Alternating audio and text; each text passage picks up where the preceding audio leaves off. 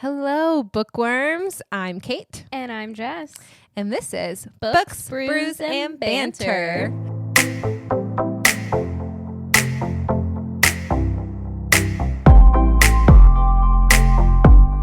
If you're new here, hi. Hello. We love to talk about all things books-ish. And on today's episode, a magical game, a missing sister, and a man we absolutely do not trust, but also would follow anywhere. If the Night Circus and a fever dream has a dramatic child, this is it. Welcome, friends, to Caraval and the world beyond. Okay, first of all, before we dive into Caraval, this book is written by an author named Stephanie Garber.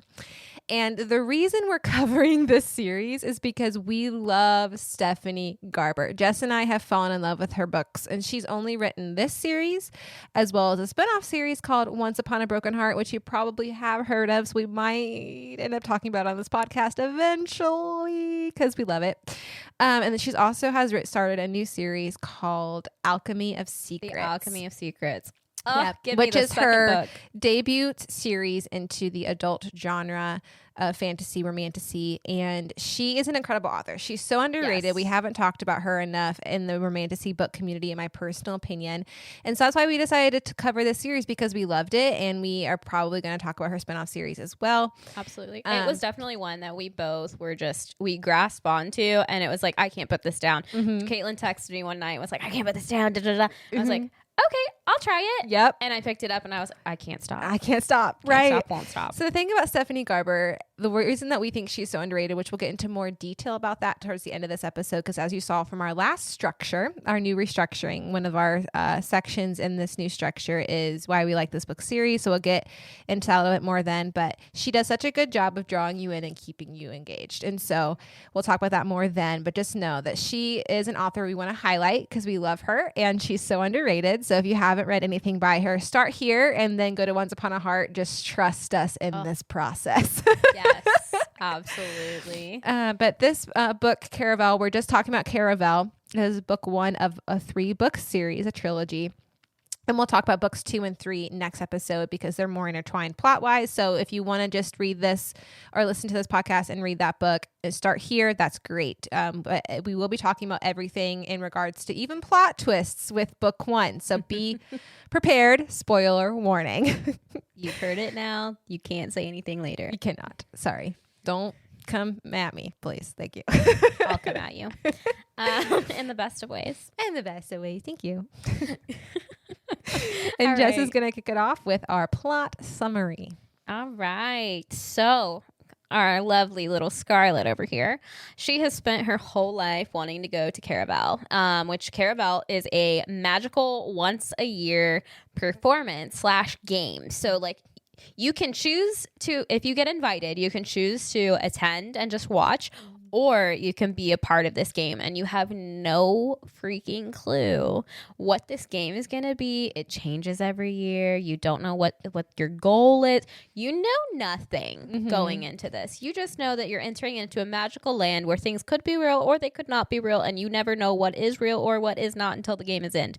What? Right. That's what makes it so intriguing. So it's cool because I got the vibe when we were reading it that it's like there are only rumors about the game. You don't get details, and you get like rumors about it, and you don't really know like what actually happened, or if it like this actually happened or this actually happened. Like it's is just Caraval even a thing? Is it even a real thing? Yeah. Right. Exactly. So anyway. Yeah. So she finally gets invited after years of writing to Legend. Legend. We love Legend. Maybe. Who knows? Question mark. But she finally gets invited and immediately goes off the rails.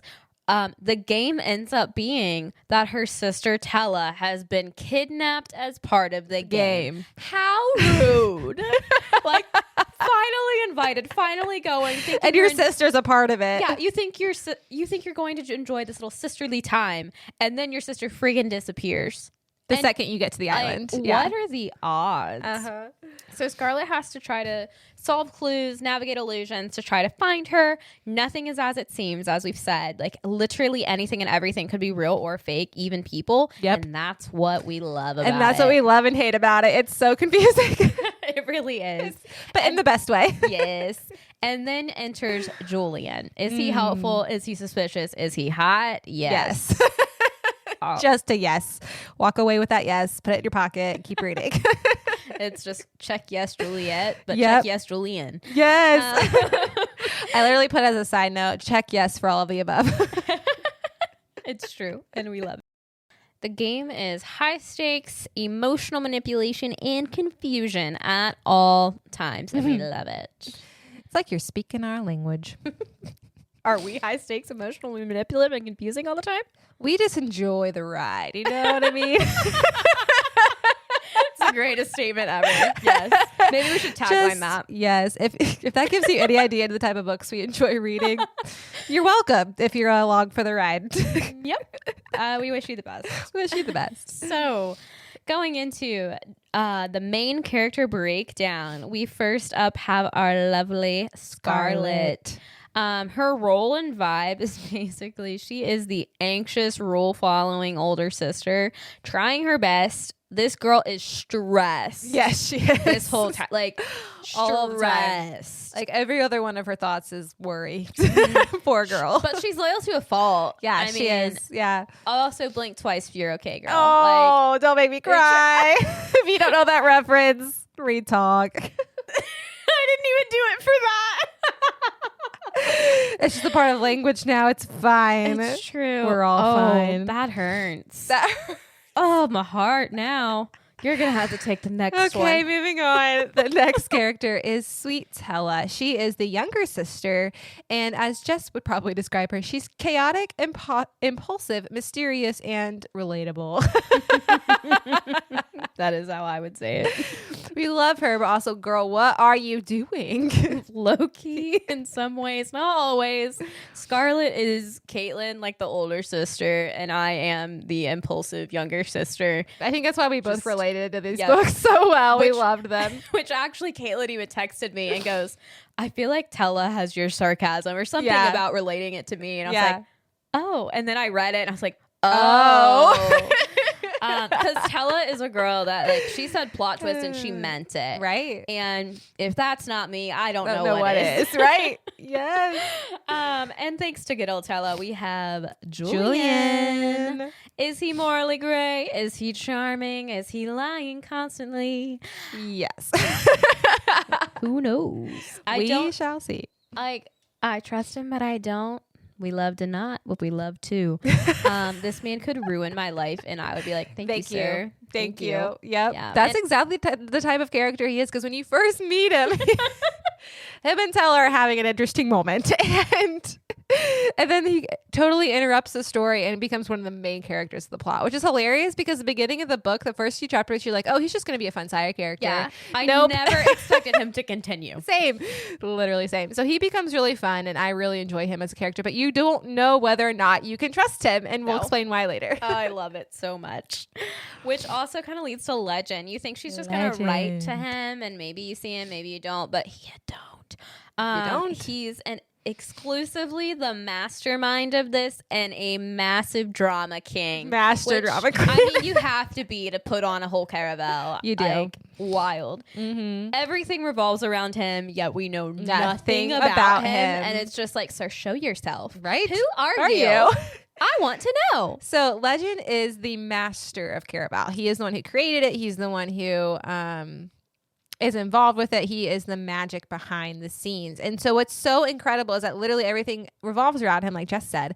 But we know nothing about him as a character in this book, really. You think you do. You think you're getting to know him. You think you have some hints here and there. But again, because of the way this is written, you don't know what you can trust or what you can believe. And so the ending of the book is so good. So sweet, because it is a huge plot twist that you're like, wait a second. I thought I had this figured out. Never mind. So true. So, which leads us to the emotional damage scale. So for me, I have this at a 7.5. Yeah. And there's a few reasons for that, obviously.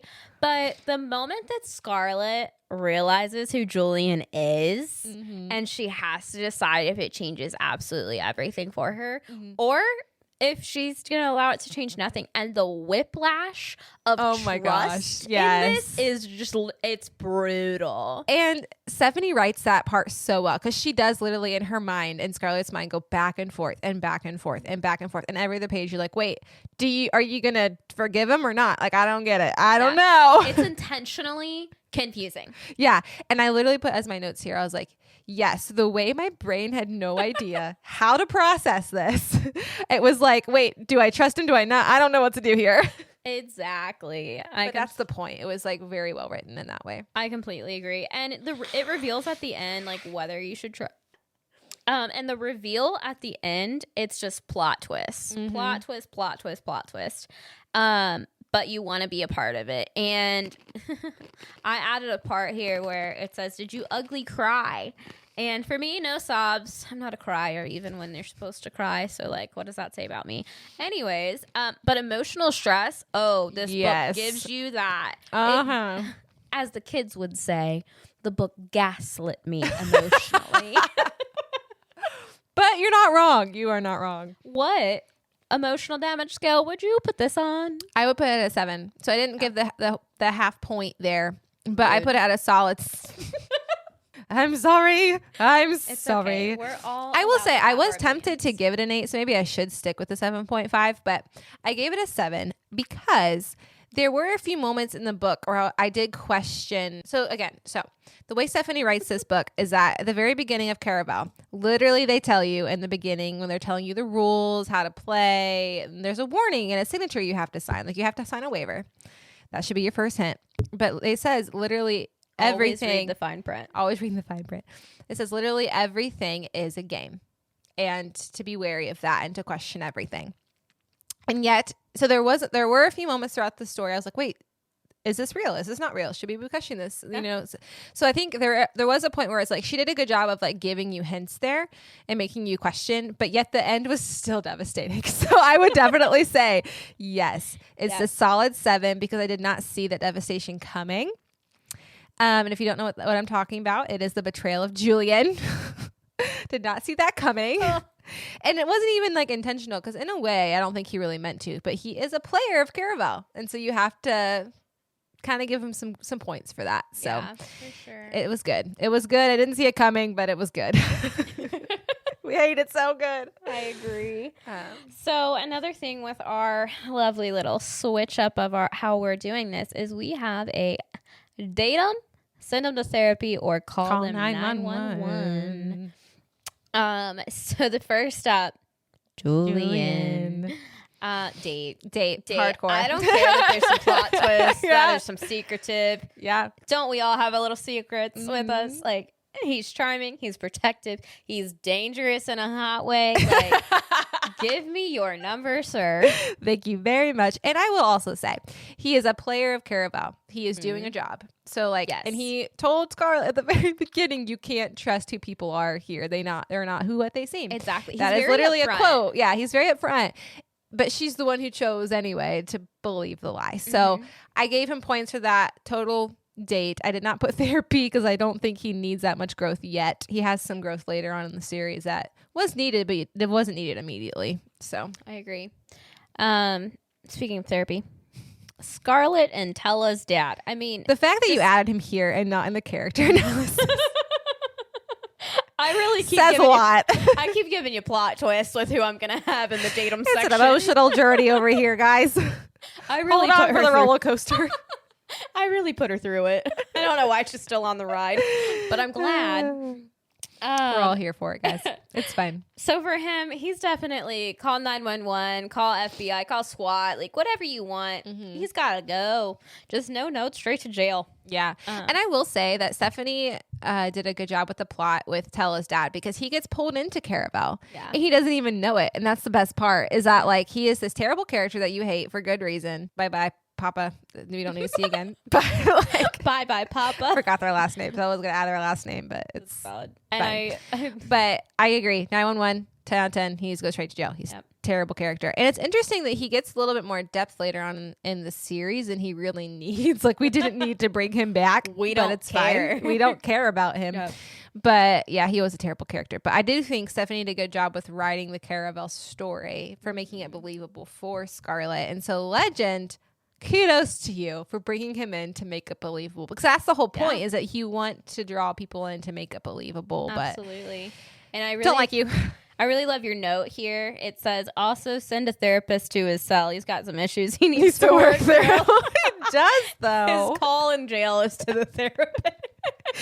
I don't want you out of jail in therapy. I want you in jail in therapy. You need you need the punishment as well as the therapy. It'd be like that sometimes. Talk out your feelings, bro. Speaking of talking out your feelings, Legend. Who is he? We don't know, but we'll date him and go to couples therapy together because I think that's needed. Definitely needed.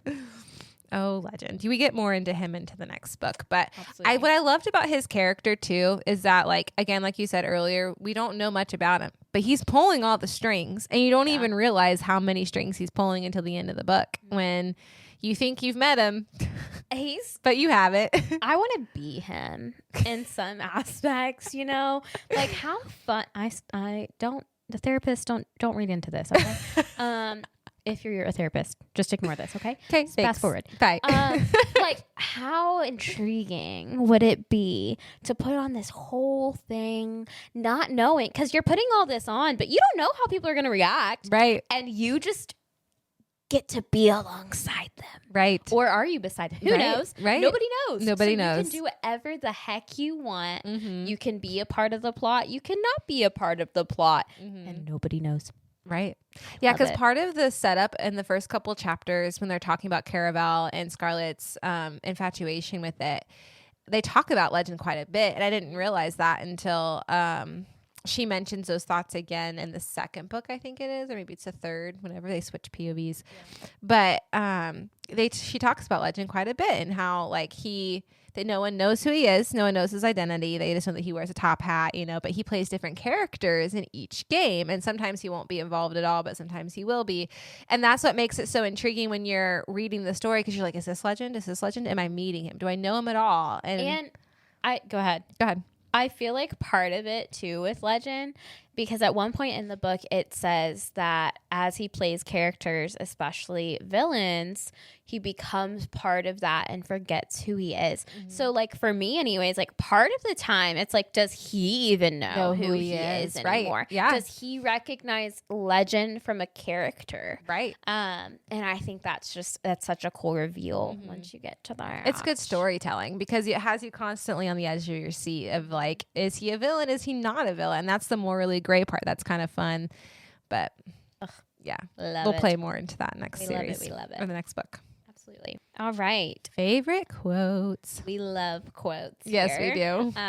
So the first quote that I have is, she didn't know what she wanted, but wanting felt dangerous. And I just felt that in my soul. Soul deep over here. Because Scarlet, I mean, it's Scarlet in one sentence. She had been taught that desire leads to punishment. And for her to do what she wanted was, if it was not as what someone else wanted for her, that it was unacceptable and she would literally be punished for it. So watching her unlearn that is just a whole arc that I felt deeply. Yeah. So part of the dynamic with Tella and Scarlet and their dad and why it was so toxic is that Scarlet's dad would punish them by punishing the other sister, often with physical force. And the fact that was such a casual add-in, but it was such a dark part of their story. And that's why this line is so powerful, because she didn't know if she could want it. Like, it felt dangerous because who's going to get punished for it if I want it, if I get it, right? And that's just so sad. Like, I remember getting to know Scarlet, because this is written from third person, but Stephanie does a really good job of making you feel like you're still entwined in her thoughts. You just feel for her because there's a lot of trauma there that she has to work through, which is why this 3-book series is really well written, because she lets them kind of go on their own character arc journeys, but they end up being intertwined in a way, which is really cool because of what they've been through. But absolutely. How about we hear your quote? Okay, my first one is, be careful who you trust. Most of the people here aren't who they appear, which is what we talked about earlier. Yeah. This was part of the, this is actually part of what Julian said, I think, when they were about to enter the gates of Caraval after they got to the island. I believe you're correct. Because he's the one who warned Scarlet that most of the people here aren't who they appear. I put this because it's almost like a reveal at the very beginning that you can't trust him, but you don't realize it until after, because he's deceiving her as well. He's part of the game. And especially with how he like knows little bits and pieces of things. And she's like, how do you know this about the game? Right. He plays his character so well. Like he literally even tells you, I've been in Caraval before. Right. He didn't say how many times. He didn't say anything else. Yeah. But it's believable enough, right? Yeah. And then I also put that it's almost a metaphor for real life. I think a lot of times, especially with social media being so prevalent these days and in our daily life, that you don't always know if people are real, not only from bots, but also if people are just putting on a show. Absolutely. I'm a mom. It's a highlight reel. Right. I'm a mom of 2 little boys, and I have a lot of friends who compare a lot of their lifestyle to moms online. And it's like, I don't think we always remember that, like, that is a highlight reel. It's not real. It looks perfect. It looks pristine, but people are showing you what they want you to see. They're not showing you the mess on the floor, the crying toddlers at 3 a.m. Like, and so I think a lot of times it is a metaphor for real life, because I think sometimes, again, with the way that she writes these 2 characters, they're very different, but because of their father, they're more well aware and self-aware that you can't always trust people. Absolutely. Right? But so I liked that about it, because there are other characters she's written that are a little bit more naive in other books that she's written that drove me nuts. So I liked that part of this, of their character, of like, Scarlet should know that better than anyone, and yet she falls for this betrayal of Julian. Which, I mean, she fights that. She doesn't necessarily the whole want book, it. she does. The whole book, she's like, do I trust him? Do I not trust him? And then to finally trust and just to get be burned, yeah. Like, poor girl. Like, my heart broke for her. I was like, I understand why this is so hard, because I would be too. I'd be like, I trusted you and I shouldn't have. Absolutely. So same. Anyway, I liked that for that reason. Anyone else. Preach it. Oops. Preach it. Maybe I should have said that out loud. Speaking of, my next quote is every person has the power to change their fate if they're brave enough to fight for what they desire more than anything. And in my opinion, this is the heart of the entire series. It is. I agree. Because it keeps coming back to that. It's repeated multiple times in the books. Exactly. And like Scarlet spends the entire book learning to actually believe this about herself too. And that's one reason why I picked this quote, because not only is it relatable to our lives, because as you can tell, we love relating things to our lives. It's kind of a theme for us. Yeah. But it really goes to show Scarlet's arc as well. Like, when you read that, especially after you've read the series, you're like, dang. Yeah. That's what Scarlet was. That's what she had to do. Yep. It's so good. Yeah. And her story, and then tell the story, the way they take that on in different ways is really cool. My second quote is, she remembered her first impression of him: tall, roughly handsome, and dangerous, like poison dressed up in an attractive bottle. We love that. We love that. And I loved this because it's kind of like enemies to lovers in one line. And I liked that because I think sometimes I just liked the way she worded it. And this is a highlight again to Stephanie, why she's an underrated author. She does such a good job with imagery and using like flowery language in a different way. When I think of flowery language, I think a lot of like painting pictures and dropping it in settings. But the way she uses it is usually related to feeling. And so I like the way she uses it here, of like, it's this roughly tall, dark, and handsome and dangerous, but it's like a poison in a bottle. You know you shouldn't have it, but it's pretty to look at. And so I liked that, because that's really what enemies to lovers is in one line. She does such a good job doing that throughout the book too. I adore it. And that quote, I don't know, there's something about that quote. It draws you in too. Yep. Like, yes, I'm imagining it happening. Yes, I recognize what that says of poison in a bottle. It makes you want to grab it and read the label. Right. But there's something about the way that flowery, for lack of a better term, like verbiage that's just poetry to your ears, that it's like, I'm in this. Yeah. your mind just connects immediately. Yes, I agree. And so I know that it's kind of like describing a love interest, but I just thought I loved that imagery because I'm like, oh, that really is what enemies to lovers is. Like you're tall, dark, and handsome, but you're dangerous, and I know I shouldn't want you. Like I love that. It's so good. So I'm an enemies to lover girl. I know you are. I don't hate it. I will say that, but it's not my favorite trope. So that's valid. But I liked that imagery. She does such a good job. I agree. All right, so why we liked this book and series. So what sets this one apart to us is the atmosphere. It's whimsical yet dark. Yeah. And I never thought I could use both of those to describe one book. I know. Like, same. It's people who love vibes over rules. You're going to love this book. Yes. It feels like you're truly inside the performance because you literally, like, as you're reading it, you're like, are they real? Are they fake? Is this the one? Is this not the one? Is he legend? Is he legend? Is he legend? Is the dog legend? Like, you just... Is this real or is this just making fun of me? I don't know. Because there's a moment where she's like, is this really happening to me right now? Yeah. Is this something I should be worried about? I probably would think the same like thing. The moment when she like has to pay in a day of her life for a dress and shit. I'm like, this should be your question mark red flag right here, but that's okay. But that's okay. Anyway, but yes, who we'd recommend it to. Fantasy beginners, fans of magical settings and romance and tension. 100% agree with that. But kind of going back to what you said earlier, I definitely loved the writing style and the magic in this book / series. The way the magic is so different from other series. I just always applaud authors who can do like a unique world building experience. And I'm not going to point any fingers or bandwagon anything because I don't think there's anything wrong with having similar settings by any means. But I just applaud authors like Stephanie who take a risk and like create a world that's very different, very unique, very whimsical and dark. Because again, there's a lot of darkness in this book, but it makes it feel very magical at the same time. And so it draws you in, fast paced, back to back. You keep going and it takes you for a ride. And that's the kind of vibe you like. You're going to love this book. And so again, if you are a fantasy beginner, I also would recommend this book because it is YA. But in a good way, and it feels darker than it is for YA, or for what it seems for YA. It's true, but at the same time, it's dark, but it's not. Oh my gosh, what's around the next corner? Right. In a I'm gonna die way. Right. It's what's around the next corner in a what's gonna shock me way. Right. Exactly. And I love what's gonna happen next. Yes, it's a blink like. It'll drag you in before you blink. Like you blink and it's a whole nother world. Yeah. And I just adore that feeling. Whenever I hear people talk about like, oh, I was on the edge of my seat the whole time. That's what I think of. It's like you literally want to know, like you're going to be up till 3 a.m. reading this book probably, as well as her other series. Like, and she does such a good job at that. She draws you in and takes you for a ride and you don't want to let go. No. And you have a hard time stopping. I know I always do when I read her books. So. Yes.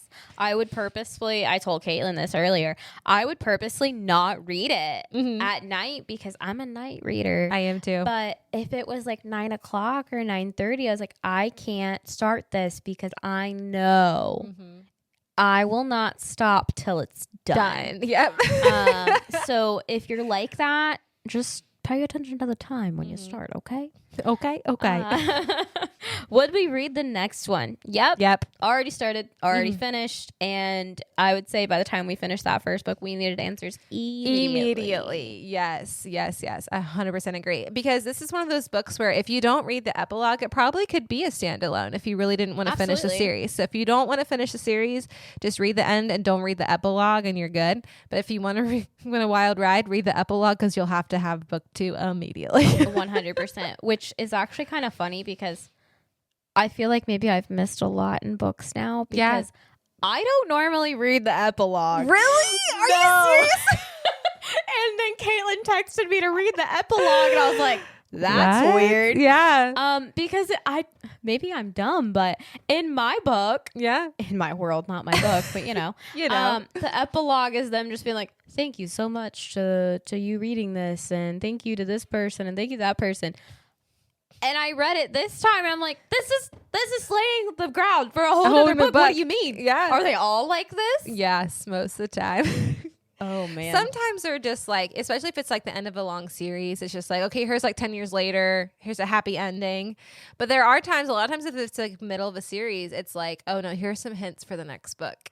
And so I was so surprised to hear you say that, because I'm like, you've missed a lot, my friend. Or maybe I haven't realized. I haven't realized. Yeah, maybe. Because typically, like, if I read that it's the epilogue, I don't. It kind of reminds me of, I'm not going to give spoilers here, but I will mention another book series. But the end of Iron Flame from the Fourth Wing series, the very last chapter where it's from a different POV and there's some things revealed there. Yeah. And you're like, oh, crap. It's like that. Oh, well. Maybe I need to go back and reread all the epilogues of all the books I've ever read. And that's fine. Anyway. We're going to need to wrap this up so I can do that. That's fine. All right. So thank you guys for listening. This was an introduction to the Caraval series. Our next episode will be books 2 and 3 of the Caraval series. They are titled Legendary and Finale, I believe is the last one. And the reason we're doing those together is because the plots are a little bit more intertwined. But there are a lot of plot twists. And like we said with Stephanie Garber, she takes you for a ride. So buckle up, buttercups. Come on the ride with us. Be sure to like and subscribe to our podcast and follow us on social media. Rate us a 10 out of 10, 5 stars, please and thank you. Thank you. All right, it's been fun, friends. Thanks for coming along on the ride, and we'll see you next time. I'm Kate. I'm Jess. See you later. Bye. Toodaloo.